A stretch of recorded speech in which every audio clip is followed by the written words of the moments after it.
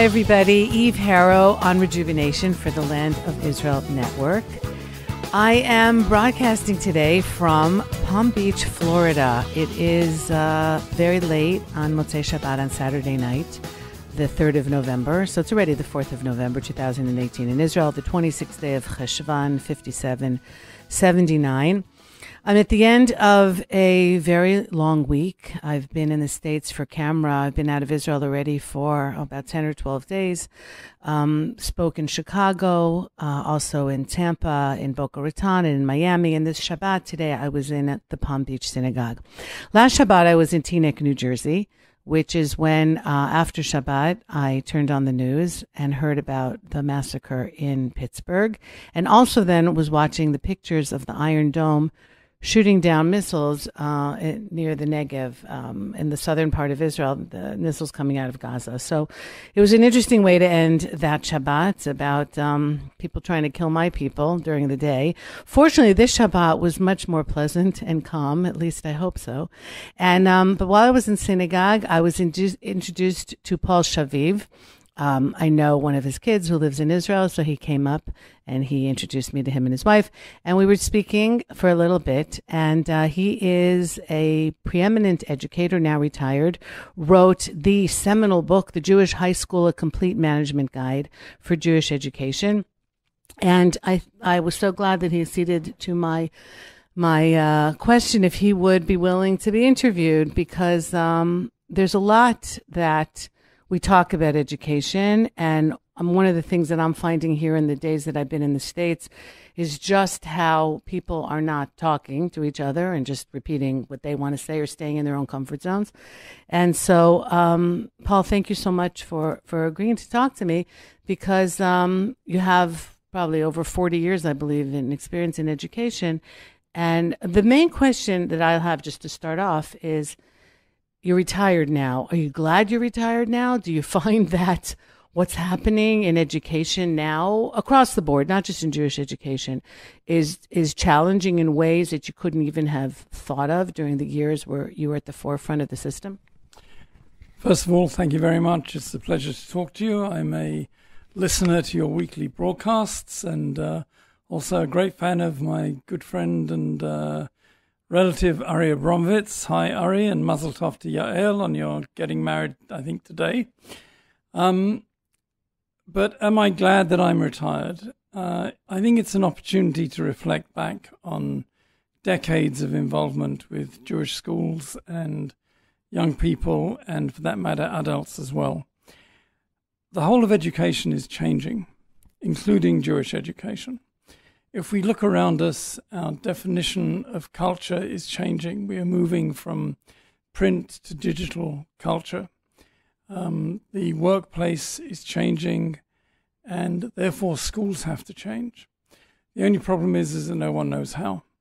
Same thing applies to Jewish schools. Jewish schools all around the world are under immense pressure, particularly in most countries, including, we might say, especially North America, where they are totally private, and the rising costs of education are killing the schools. Mm-hmm. In terms of what the future holds, I'm not particularly optimistic for all sorts of reasons. And I think in particular the question that we were discussing earlier of how do young Jewish people learn about Israel and learn to understand Israel is particularly critical. And I think the single most important fact is that kids entering high school this year, age 14, were born in 2004. Mm-hmm. That is how many years, decades after Israel was created. Their parents were also born decades after Israel was created.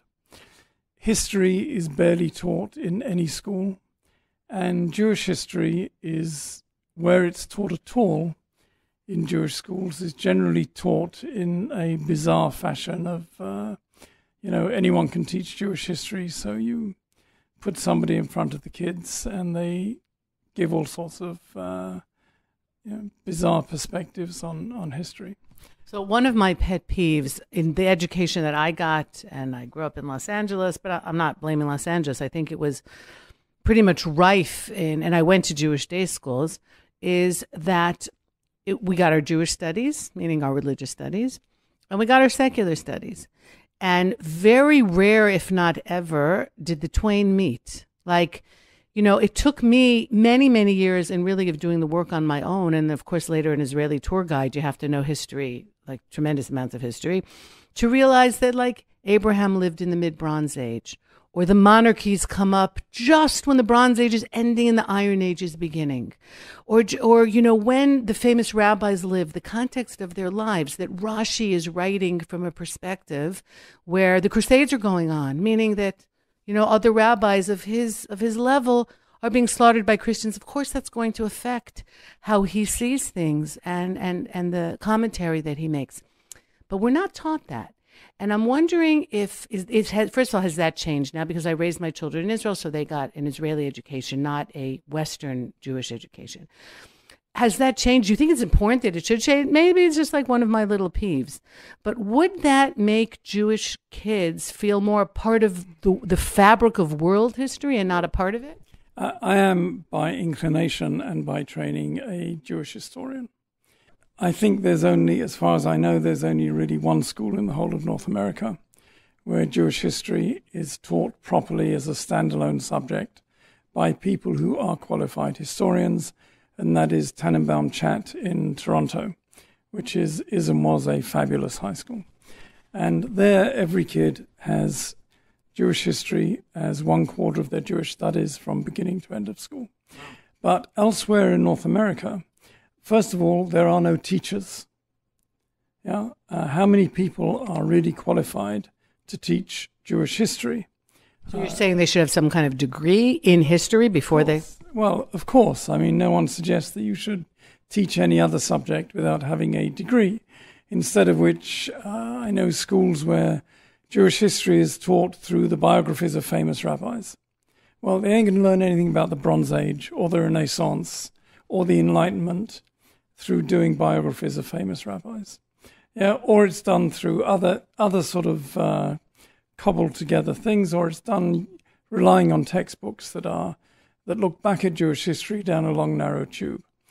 I think that properly taught Jewish history gives young Jewish people the coordinates of who they are and where they are and why they're there, right? And why they're there.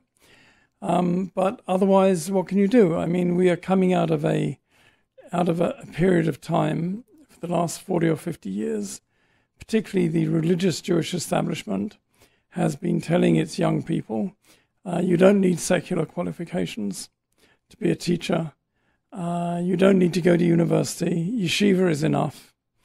And we're reaping the results of that. And the results are that, no one knows nothing. I mean, as they say. Many years ago, I remember having a screaming match. I don't have screaming matches anymore, thank God.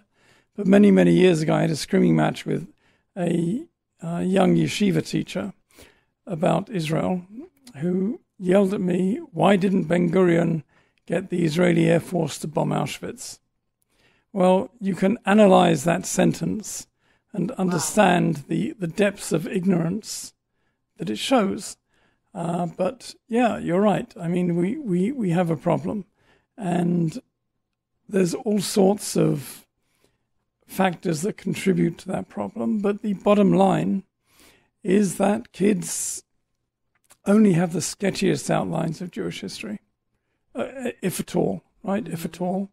And that leads to all sorts of problems. I mean, one of the things as a high school or head of school that I used to get the whole time was we should prepare the kids in high school to be activists on university campuses and give them the answers to anti-Israel propaganda. Well, I mean, the first thing is that since, and you'll excuse me for saying this, it doesn't appear as though the government of Israel has answers to anti-Israel propaganda.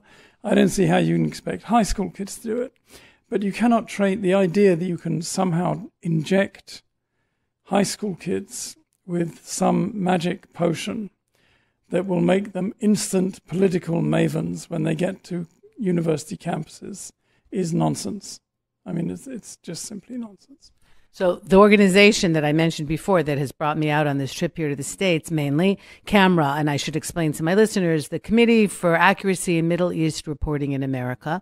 So one of the programs that they have, as do others, is to help the kids on campus to deal with some of this anti-Israel propaganda. And I mean, it's become tragically clear that the kids are not equipped to do that. And as you said, and I totally agree with you, and that's why I have had a couple of screaming matches of my own in the Israel Foreign Ministry, because they're confused about the message. So how do they expect anybody else to know the message when they themselves don't have a clear message that they're giving out? But that still doesn't mean that, the media, and that's part of what my focus has been, the media has to be able to tell the truth or give the facts and then let people do that. So what you're saying is that these kids not everybody can be a political activist, and not everybody on campus for sure. Look, they're starting college, they have grades to get, and they're away from home maybe for the first time. We can't expect them to be immersed in that. But maybe there could be some kind of track in, just like they have AP chemistry, some kind of track for that in high school. Okay, who is going to teach it? You're the educator, you tell me. Well, I don't have an answer to that, because the teachers themselves are not political experts. Most of them do not have the necessary depth in the history of Israel, the history of Zionism, the general history of general Jewish history. They're not experts themselves, and that seems to be the core of the problem. We keep circling back to that there's a lack of a level of the teaching staff. I mean, how can we expect the kids to go somewhere if the teachers aren't providing it in any field, history, politics, whatever? Okay, I hasten to add that I'm not blaming the teachers at all. Mm-hmm. It's just that these specialities don't exist in schools. And it's, you also run into all sorts of other problems about, and I'm very sensitive to this. Schools generally have charitable status. And I think you would, just as we would object if we found that Muslim schools, Islamic schools in North America, were running courses for their students on how to be anti-Israel or pro-Islamic in university, I think we would run into a lot of problems if we started building in these courses to our schools. And I think there would be a lot of criticism, and some of it would be justified. Mm-hmm. But, that's an interesting point. I'm full of interesting points. You warned me that before we sat down. But I think generally you also have much, broader problems. You spoke about the exposure of young people to the media. Historically, the state of Israel has never understood religion. It's never understood Jewish religion, and it's never understood any other religion, not Christianity and certainly not Islam. But what do you mean by that when you say the state of Israel doesn't understand religion? You're talking about the organs of the state, the government? Yes, I'm talking about the government, the foreign policy, the foreign office, etc. Anyone who's had experience of how the foreign office, for example, deals with the Christian churches or deals with the Vatican or any of these things knows that it is sometimes, not always, but sometimes toe-curlingly embarrassing. Because they do not understand where these people are coming from. That's what happens when you have secular, and again, I hate the terminology, as my listeners know, people who are not themselves, religion's not all that important to them. They're in politics for different reasons. Right. And the same thing goes for Judaism. We can talk about doing AP courses in Israel and Zionism till the cows come home. But every time an Israeli policeman arrests a woman for holding a Sefer Torah in front of the Kotel, that negates the entire apparatus of Israel education among young people, because it is incomprehensible. And part of the problem, as we were discussing before, is that every Israeli government since the beginning has delegated, in quote marks, religious issues of all sorts to the religious parties in Israel. And that's a disaster because they certainly do not understand the diaspora. And we're talking about diaspora kids. Zionism was a revolution against the template of Jewish existence, particularly in Eastern Europe. And it started off as a deliberate revolution to change the template of Jewish life. And that was fine. In 1967, the diaspora suddenly learned about Israel, in a sense. And for diaspora Jews, Israel is portrayed as the tamtzit, the essence of Jewish existence. And the Western Wall is portrayed as the pinnacle of the essence of Judaism and Jewishness and everything else. But to most Israelis, the Kotel is something that is completely peripheral. Completely peripheral. I mean, many of my relatives in Israel, and I'm not talking about my own children, but many of my relatives in Israel never go to Jerusalem and never go to the Kotel because it's irrelevant. It's not part of Israeli life. For Jews in the diaspora, the Kotel is the Holy of Holies. So, when they see, when the 80% of non-Orthodox American Jews see how they are treated at the Kotel I hesitate to use the word support, but without any opposition from the Israeli government, what are they meant to think? What are they meant to think? What are they meant to think? So to be fair, the media, as we know, can portray a moment without the context of what really led up to it.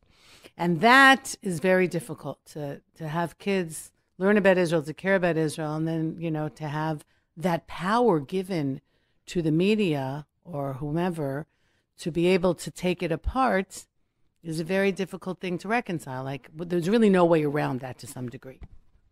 Well, there is. And that is to stop those situations developing before they reach those incredibly photogenic moments.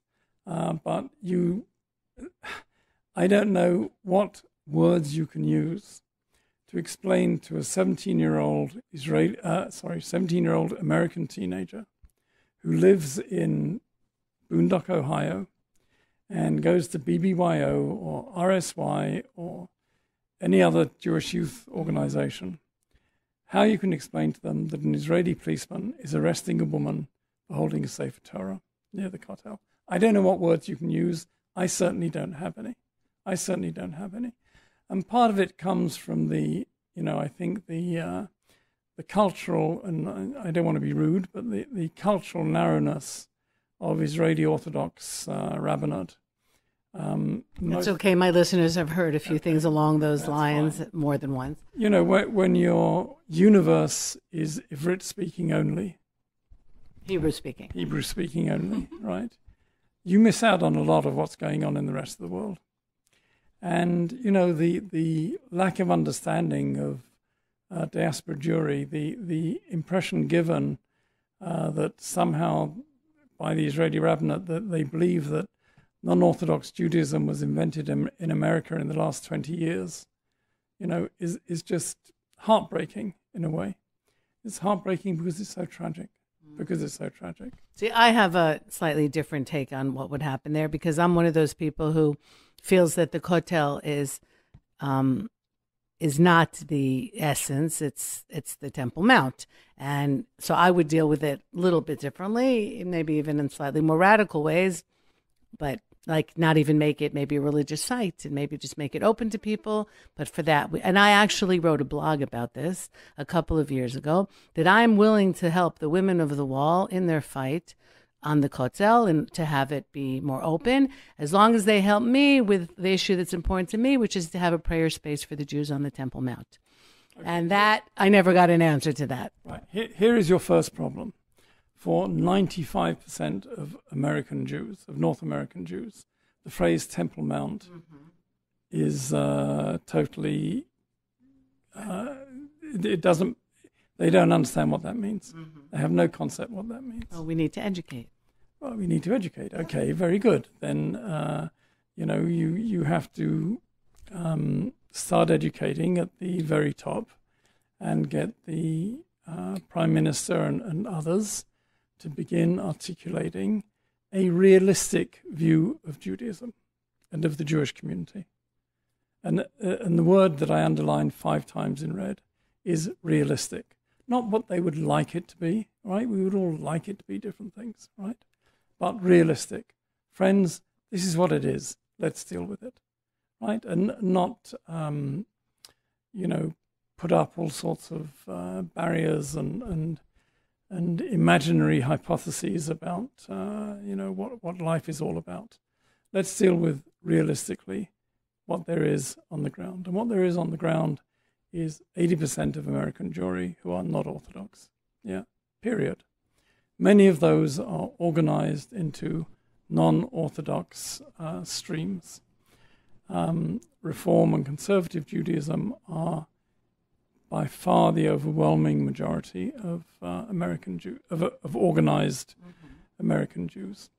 The Orthodox are a minority, and among the Orthodox, which is another problem, many of the Haredim are, if not anti-Zionist, at least non-Zionist,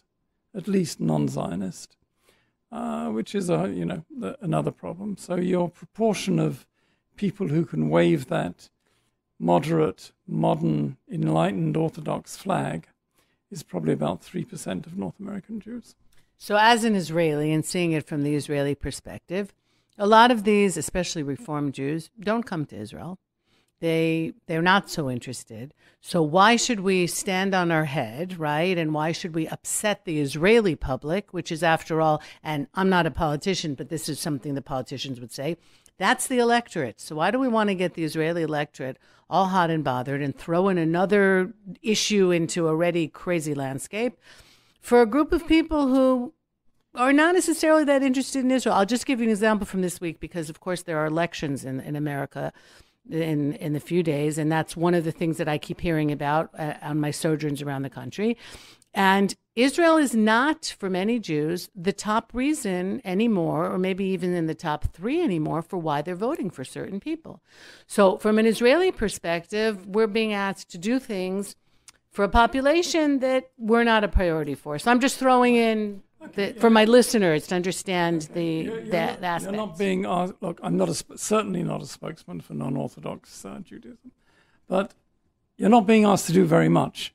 Let's face it. You're being asked to make a little space on the site that figures in every single Israel tourism advert to North American Jews. You're not being asked to do very much. The cost of not doing that is that you are alienating huge sections of North American Jewry.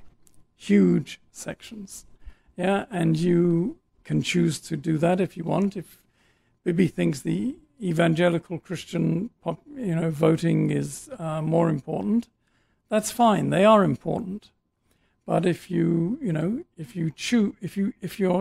choosing to alienate your North American Jewish population, I think you're running great risk, as well as betraying some basic Jewish values.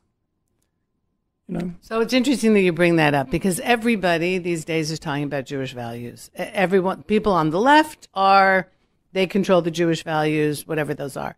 And people on the right are Jewish values. Everybody's interpreting Jewish values as they see. And just to get back and off the Women of the Wall thing, because we're going to go nowhere with that, back to the issue of educating, though. So as someone who was deeply involved with Jewish education, how do you do that? What do you say to the kids is a Jewish value? I mean, you have the 10 Commandments is a great place to start. Okay. But beyond that, what are the Jewish values that we want to give to our kids so that they can also give it to the world? Okay. First of all, I apologize to you and to your listeners for using the phrase Jewish values, which I try and avoid normally at all costs. I think there are 3 phrases which I would be very happy never to hear again. Number 1, Jewish values. Number 2, Jewish education. And number 3, Jewish identity. I think they are all meaningless phrases, right? They are meaningless because there is no consensus meaning to any of them, right? I think that, first of all, when you say what should young people be taught, who are you talking about? The small percentage that are in the Jewish educational system, or the kids who are in their hundreds of thousands with little or no or very tenuous connection to any sort of Jewish life? So that gets back to what is Jewish values. Are there particular Jewish values, let's say keeping Shabbat or having a dietary code, but then there are Jewish values that have become, shall we say, universal values, or we want to call them biblical or ethical values of caring about your neighbor and not doing nasty things. Okay, all of those are definitely positive values and mitzvot in and of themselves. I think one of the basic Jewish values is Kol Yisrael Arevim Zeh Lazeh, which does not, as I read in the last few days, it can be translated not only as they are responsible for one another, but they're involved with one another, right? Using the other meaning. Uravut, which is involvement, right? They're involved with one another. And I think part of that is taking a much more relaxed attitude to what is Jewish, teaching it in the broadest possible way of Jewish history, of shared Jewish past, of all dimensions of Jewish creativity, of not just the pogroms and the Holocaust, but looking at the greatest panoramas of Jewish cultural history through the ages. And I think you can do that in a relaxed way, and I think it's very effective. Many years ago when I was in the classroom, I used to sometimes begin by showing an hour just of slides in the days when... A slideshow? Okay, some of my listeners may not know what that is. Google it, please. Slideshow. Yes, not Snapchat. Slideshow. Of showing, images, right? Images of, Jewish manuscripts, Jewish costume, all sorts of Jewish architecture, the villages of North Africa, the Jewish villages of Eastern Europe, some of the great synagogues of Italy, etc. And this was like, a bucket of whatever. It was a great shock to these kids because they'd never thought about being Jewish in this way. We peddle the banal in terms of what being Jewish is all about. We peddle the banal. Yeah, it's the Lower East Side. It's whatever. We rarely teach anything that is exalted and of quality. The contributions that we've made to the world in so many different ways. Someone said to me years ago, a kid said to me, I said, "Why are you Jewish?" They said, "Oh, it's important to me to be Jewish because they killed 6 million of us." And I said, "That's the only reason you can think of? That's the value of being Jewish, because we're victims? There's nothing else out there?" But that is unfortunately the message that even our own Jewish organizations here and in Israel peddle. I mean, that's, I would say that it's less so in Israel. I would. Yad Vashem is still very much on people's itinerary, but there's also a lot of other things. And I know that as a guide, I feel that way as well. That if they want to go, I'll take them there, but there's so many other more amazing things to see. Right. But, you understand what I'm saying. Yes. Right? You understand. I think that also might fit in with a general outlook that I'm seeing in America now of who can out-victim the next, who has had the worst time of it among everybody else. So it could be that that's almost, just fits in with the milieu. I think also that we underestimate the psychological echoes of the Shoah. We are 2 generations away. Mm-hmm. And I think, from my experience in Jewish schools, that many Jewish families and kids are still showing the psychological ripples of the Second World War. I agree with you 100%. In many, many different ways. And, I think recent events in Pittsburgh have shown this. All sorts of people suddenly pop out of the woodwork.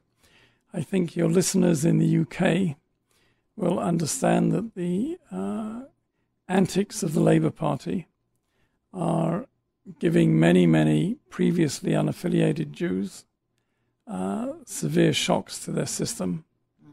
And it's severely unsettling, it's severely destabilizing. George Steiner once said, to be born in the 20th century as a Jew was to be carried with it a death sentence. Right. And so I think we as a people are still very bruised and battered. Mm-hmm. And it shows in all sorts of ways. It shows in the psyche of the Jewish organizations. It shows in the Jewish school system. It shows in 1,000 different ways. Although, and here we are a week after what happened in Pittsburgh, there are those who might say the opposite. Like, we decided, okay, that was just the last burst of anti-Semitism that the West was going to do. And here we are in 2018. And maybe now it's rearing its ugly head again. Maybe Pittsburgh wasn't just a one-time thing, which we all hope and pray it was. But maybe it's the beginning of something else. Between the jihadists and the neo-Nazis, they're out again. I think that in retrospect, in 100 years' time or 200 years' time, we will look back and say, the decades after the Second World War, the 50s, 60s, 70s, maybe even 80s, were periods of unnatural quiet. I just said that to somebody today. And what is happening now is a return to, unfortunately, more like historical normalcy. Yeah. The pendulum swung the other way after the Holocaust, and now it's back to the middle again. Coming back because it's very difficult for Jews to grasp. It's even more difficult for Gentiles to grasp. Jews are a very strange people. We do not fit into any of the historical molds or boxes. And therefore we are a permanent question mark on Western civilization. Who are these people? Who are these people? And where do they come from and where do they fit in? And for whatever reason, and I'm not going to speculate why, we've been a very successful people in many ways in the societies in which we've lived. And I think there's a lot of puzzlement and jealousy about. Mm-hmm. That's something Rabbi Jonathan Sachs talks about extensively, the former chief rabbi of the UK. If I may ask, what is your background? How did you become a historian? Okay, I was born in England, as you can hear, and educated in England. My first degree, BA/MA, is actually in architecture. And then I decided that I really didn't want to be an architect. I'd been very active in Jewish youth movements in the UK. And I spent a couple of years as a Hillel director in London. And then I went back to university and did a graduate degree in Jewish history, in medieval and modern Jewish history. Mm-hmm. And then went into different sorts. I've been in education, Jewish education, virtually all my life. Mm-hmm. At some point you came to the colonies here? Yeah, at some point I came to the colonies. I lived in Israel during the 1980s. And then was invited back to the UK, and that led to other schools, etc., etc., etc., etc. Are you surprised at what's happening in the UK today? You mean in political terms? Yeah. Corbyn and that whole ilk? Yes, I am. Really? On the other hand, if I stop and think about it, what is happening in the UK, and it's happening in North America, in the United States as well, and it's very dangerous, is an increasing gap between the haves and the have-nots. The gap between, one of the things in the UK that I think is feeding this is the fact that average people cannot afford to buy their own homes anymore. And the rise in property prices in the UK has been astronomical. And the average working person, or even the higher than average working person, can no longer afford to buy their own homes. And home ownership in the UK was always a huge social stabilizer. And in those circumstances, people get disillusioned and they get angry. I think we live in an age generally that we can only, at this point, vaguely understand, of extremism and the victim culture and all sorts of other, to sort of middle-class, middle-aged people, almost incomprehensible movements, political, cultural, etc. And this is the result of it. This is an outcome. Am I surprised by it? Yes, I am surprised by it. Although I think that if one stops to look back, you can perhaps make sense of it. What, that there's just, I mean, I've been told there's somewhat just of an undercurrent of anti-Semitism in Englishmen that they don't even realize. It's not like they're card carrying. But the anti-Semitism comes in different guises. And what's happening in the UK and the Labour Party is just simply old-fashioned Soviet, Stalinist, class-based anti-Semitism. Mm-hmm. And that is different from the genteel English stiff upper lip anti-Semitism. Mm-hmm. And it's actually much more dangerous, I think. You think that what's happening with Corbyn is more dangerous than Yes, definitely. Because it is, its roots are in state-sponsored its roots are as clear as daylight in, Soviet, Marxist, Stalinist anti-Semitism, with the Jews having no legitimacy as a people. Mm-hmm. And you can see it. The Labour Party is affording recognition to fringe Jewish movements that are Marxist, Judas, etc., completely ignoring the vast mass of the Jewish population. But I'm not there, and I'm, not really a great expert on it. I don't know more than anyone else. Is there another time period in history that you've seen, like, where it would have surprised people, since you are a historian? For example, England has a hundreds-year-old history of coming out against the Jews, from York and other things that have happened in different periods. So that's what I'm asking. That would be like a short period?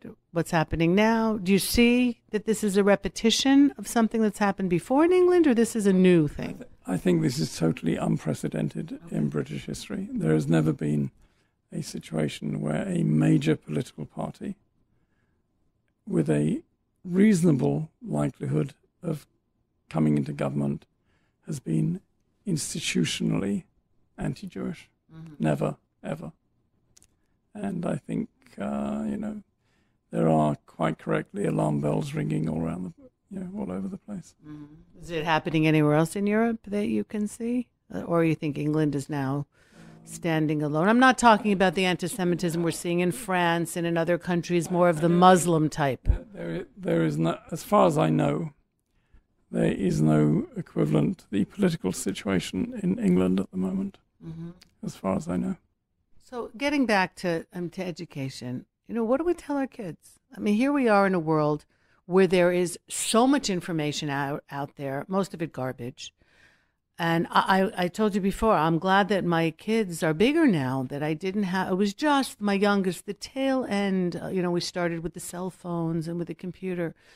But I don't know how parents are managing now with everything out there. How do you get them focused? How do you get them to understand what's real and what isn't, and what's good and what's a waste of time? What's real and what isn't, and what's good and what's a waste of time is a whole big subject, and that comes back to, to the teaching of critical thinking and the basic teaching of right and wrong in the classroom, right? There are fashions in education like there are fashions in everything else. And during the 60s and the 70s and the 80s maybe, particularly in elementary schools and to a degree in high schools, moral relativity, moral relativism was the fashion, right? Who knows what's right and who knows what's wrong? Yeah, whatever you think is right for you, etc. Whatever feels good. Right. Right. I'm okay, you're okay, etc. The fact is that certainly we as Jews, and I think anyone who has a responsible perspective on civilization understands that at some point there is right and wrong. Yeah? Now, you may argue at the fringes, you may argue in the middle, but you have to have a sense that there are some things that are right and some things that are wrong. And even if you disagree, number one. Number two is the culture of disagreement, right? The culture of disagreement is critical.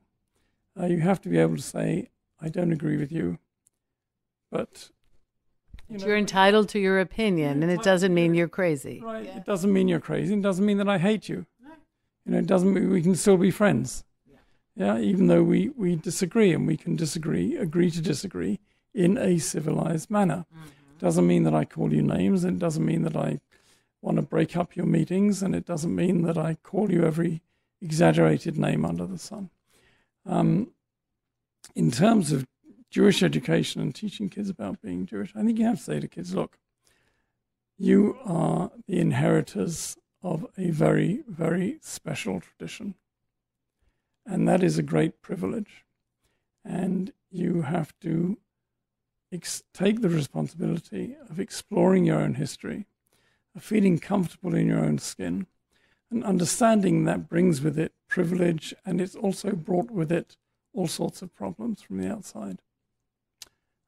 But, this is you're a member of a uniquely privileged and special group, and you should embrace that and enjoy it and not flee from it.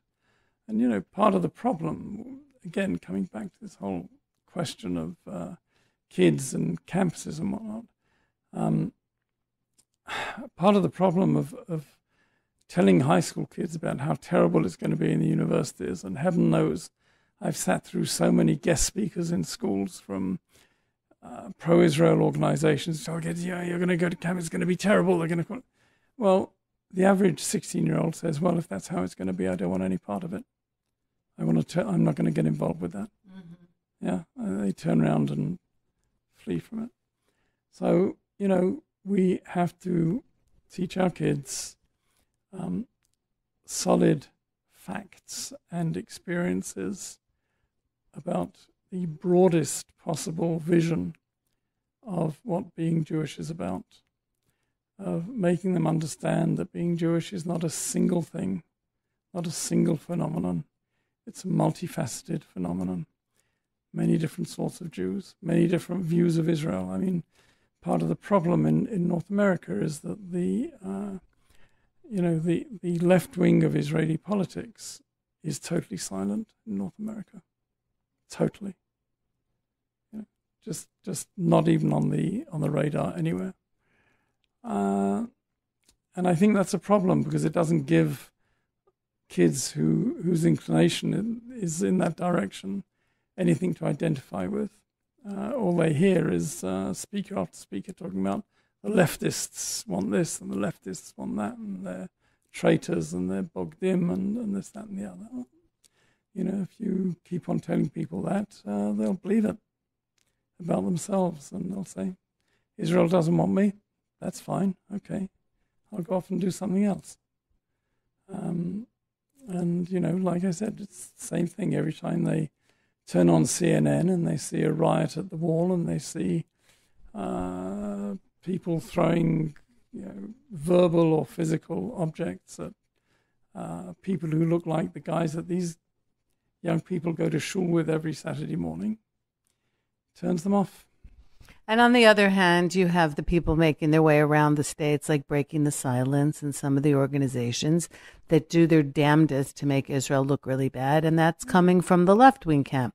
So they're getting it possibly from all sides. And aren't I being greatly tolerant, Paul, because we don't agree on certain things, but I think it's great to be having this conversation. There's no one in the middle. There's no one in the middle. I have zero sympathy for Breaking the Silence, all these guys. Zero, -0. But there's no one in the middle, right? There's no one in the middle. That's part of the problem. The other problem, which should gently be pointed out, is that Breaking the Silence and the anti-Israel activity, including many of the leaders of the anti-Israel,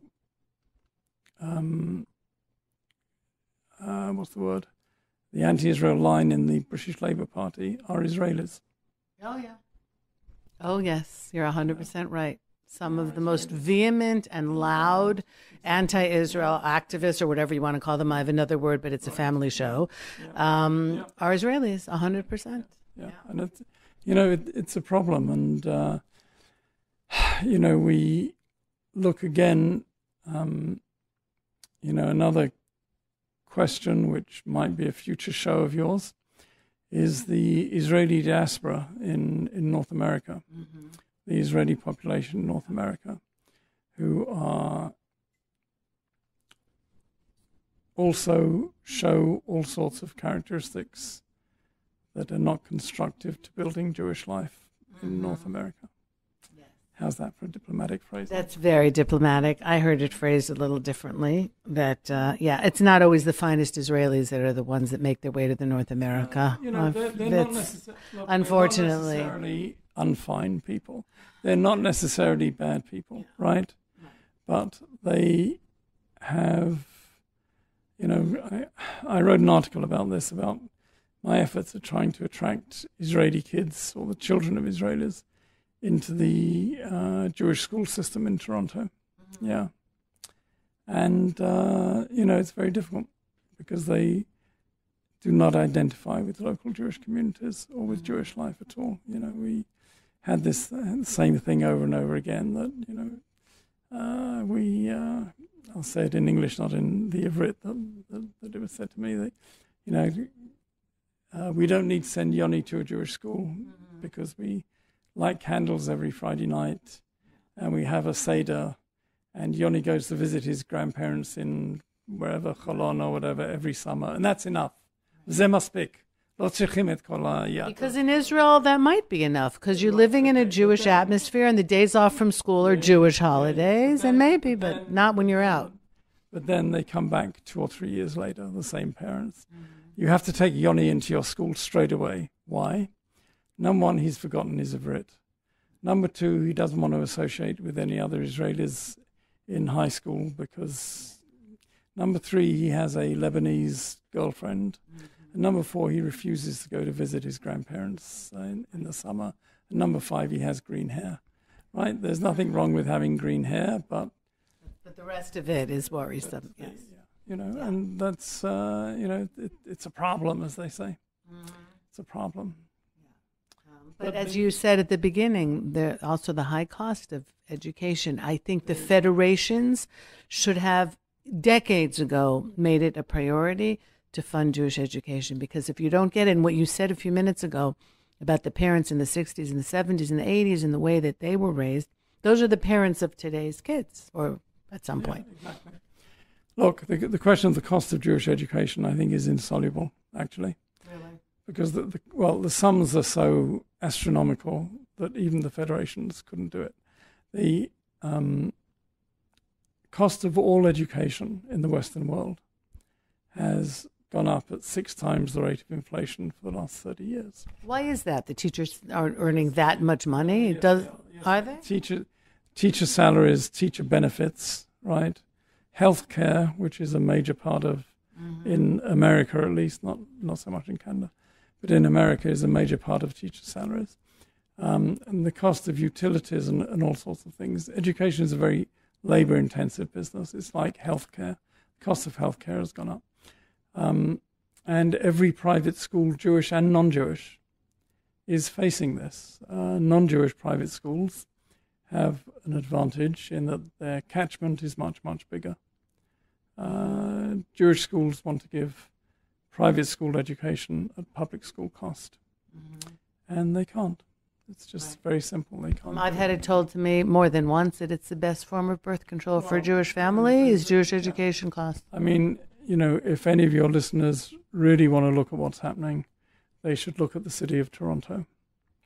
Because in the city of Toronto, which for decades had North America's finest and biggest Jewish educational system, the schools are imploding. And just this week, the last few days, another school has announced, Jewish elementary school has announced that it's closing. Wow. So and that's a major issue. It's a major, major issue. Young people can't afford it, particularly with the rise in housing prices, means that their mortgages are much more, even proportionally, than they were 20 years ago. And they just don't have the disposable income. And the schools don't have the money to offer scholarships or tuition reductions. I was in Miami a few days ago, and I was speaking to a friend who's very involved with Jewish education there, and she said something like 50% of the student body is on some kind of scholarship. So essentially you have half of the parents subsidizing the other half. Yeah. Well, that is unsustainable. Yeah. It's simply unsustainable. So, I think there's a revolution. I think there's a revolution coming in the school system altogether, as I started off saying, given the challenges that schools are facing, because schools are still based on a model that's 200 years old of teachers and classes and courses and whatever. What the answer is? Well, is it like everyone's at home with a computer screen and everyone is feeding into the teacher who's somewhere else and you have virtual classrooms? I don't think that's the answer at all. I think the answer is to restructure the present system. But I don't think the answer is distance learning in front of computer screens. Is there some kind of board of education in the States that's dealing with these issues, not maintaining the status quo, but thinking of the future and how to restructure? That's something you could be a part of. You mean generally or Jewish? Generally, not just Jewish education, but generally. Yeah, there is. It's called the government. Oh, wonderful. Yeah. And they won't move because the cost of that transformation is going to be so huge that no government wants to touch it until it's. So this can just keeps getting kicked down the road until Right. See, at least in Israel, the kids get a Jewish education in the public school because it's part of the system. And that's a huge advantage, actually, to somebody who wants Jewish education for their children. Of sorts, but you can pick your stream, and there's definitely room for improvement there without a question. I think my kids' education was not at the level I would have liked it to be. And part of the reason I think is that the teachers in Israel don't get the salaries that they deserve. It's not as high a priority as it should be. Well, the teaching profession in Israel has declined immensely in status and relative salary, from what it was 20, 30, 40 years ago. Yeah. But it's a problem, and, the Jewish community as a whole, we are in the Orthodox community very yeshiva-oriented, and that brings its own problems. We do not have an enlightened middle ground. Wow, so this has been an incredibly depressing conversation. Can we end it on an optimistic note? Oh, come on. The optimistic note has to be that despite all of this, we are all still around. And despite all of this, Israel is booming, and we can shrug off the irritations, minor or major, and get on with living. Okay. That sounds good to me. So thank you so much, Paul Shaviv, for a very thought-provoking talk. I appreciate it so much. There you go. Thank you very much. Okay, everybody. In a few days' time, I will be back at home and broadcasting from there. In the meanwhile, from Florida, Eve Harrow, Rejuvenation on the Land of Israel Network. Thank you to Ben and to Tabitha and to all of you. Take care, everybody. Goodbye for now.